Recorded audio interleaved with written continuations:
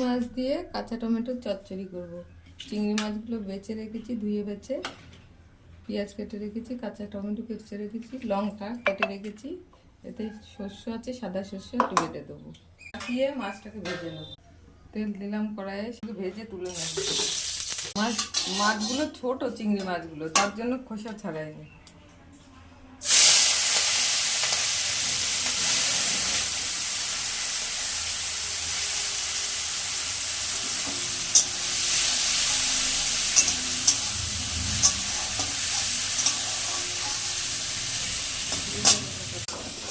মাছগুলো ভাজা হয়ে গেছে, তুলে নেব। দিলাম কড়াইয়ে, দিলাম একটা,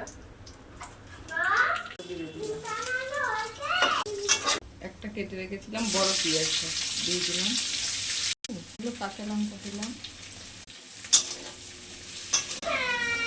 হয়ে গেছে লঙ্কাগুলো। এবার কাঁচা টমেটোটা দিয়ে দিলাম, দিয়ে দিলাম,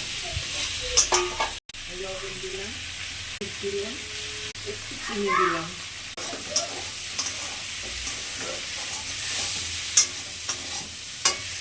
নেবো, নিয়ে তারপরে জল দেবো।